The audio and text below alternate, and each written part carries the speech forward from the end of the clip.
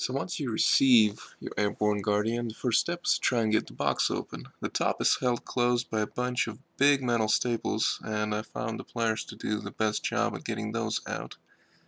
Once you get them all out, the pop just comes right open. Inside, everything is pretty tightly packed. You'll see a seat post with a seat attached, a hardware box, and the bike, which is pretty much held together with a bunch of string and covered up in a bunch of cardboard.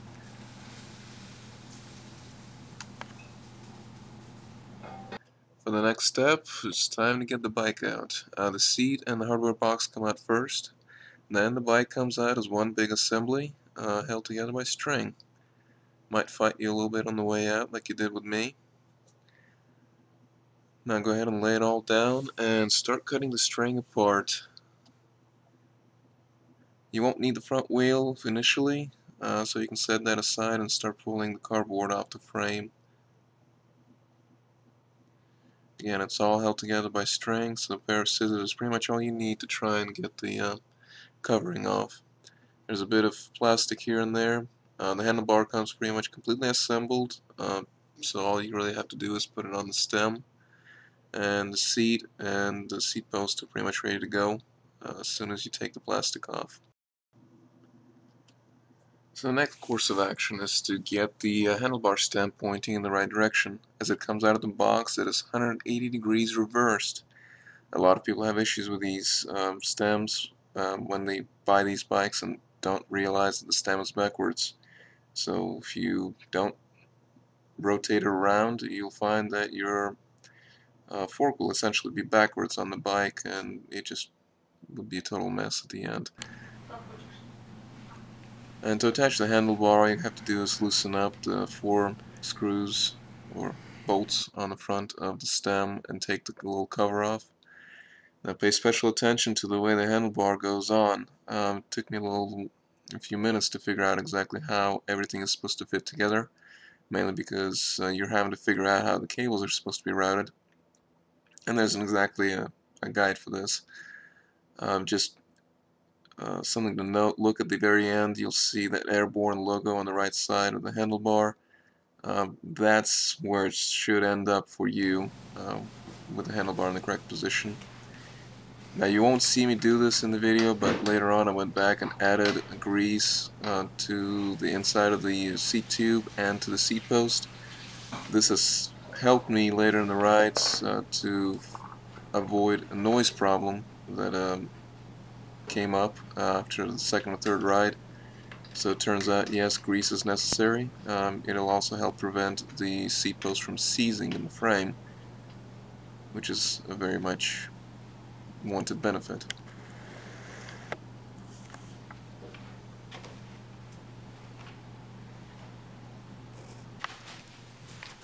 Next step is to open up your hardware box. This is where all the manuals, reflectors, cable hardware should be on your bike. In my case, I had a manual for my shock absorber, for the fork, for the bike itself, which is basically just operator manual. There's nothing for assembly as far as I can tell in there, and the manual for the brakes. Now in my case, my bike has the Tektro brakes, but for some reason I got a manual for Avid, which that didn't help much anyway. Notice the little black zip tie in the bag with your RockShox manual. You'll need that later on to secure the hydraulic line to the fork. This little baggie also includes a keeper for the hydraulic line. I didn't end up using that, but you're welcome to try and put it on. And of course you got the front skewer to put your front wheel on. So the next step is to get the front wheel ready to mount to the bike. To do this, pop off the little black caps on the axles and take any of the plastic that might be on your brake. Next step is to take the cap off your skewer and one of the springs. Now pay attention to the way that spring is positioned on the skewer. The narrower part of the spring is supposed to be facing toward the wheel, while the wider part faces the cap. It's really difficult to put it on backwards because then you'll realize it probably just doesn't work, but just in case, pay attention to the orientation.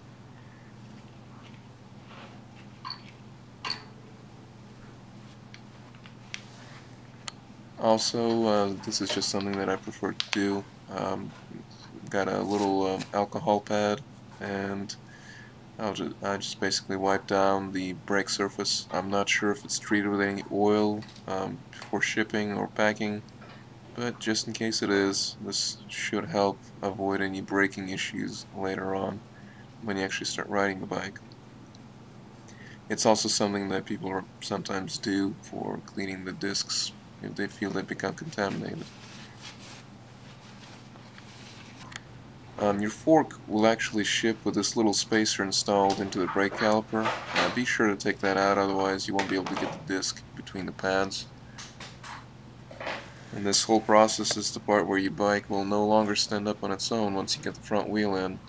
So figure out ahead of time how you're going to keep the bike upright. Or turn it upside down now and work on it upside down. That works just fine as well. I don't have a bike stand, so I'm having to make do with this.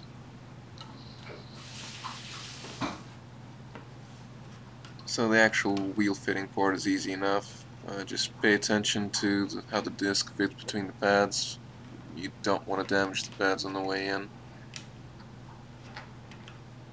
And you should be pretty much looking at a nearly completed bike at this point.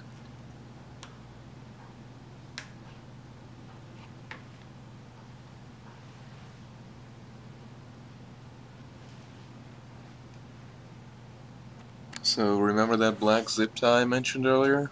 This is where you get to use it.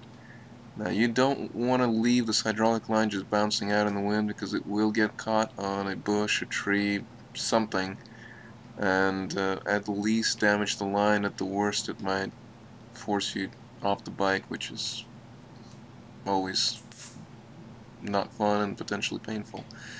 Now later on I actually went ahead and added a second zip tie to attach the hydraulic line to the little loop above the wheel. I just felt it was more secure that way, but this should be sufficient for most people. The line is quite long, so find a way to keep it in place and out of the various obstacles you might be navigating around.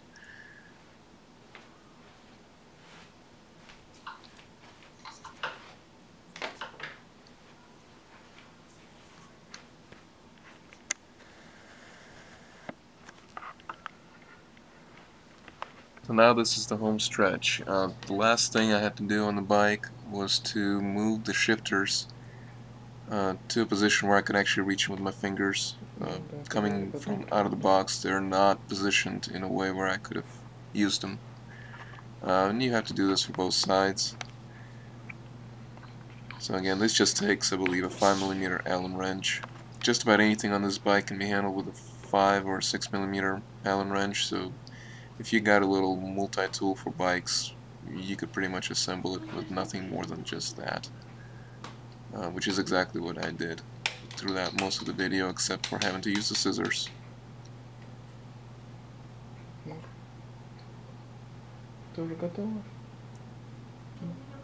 So as the last step, I chose to remove the reflectors. These are really easy. Just turn the center portion of the reflector and it'll pop right off.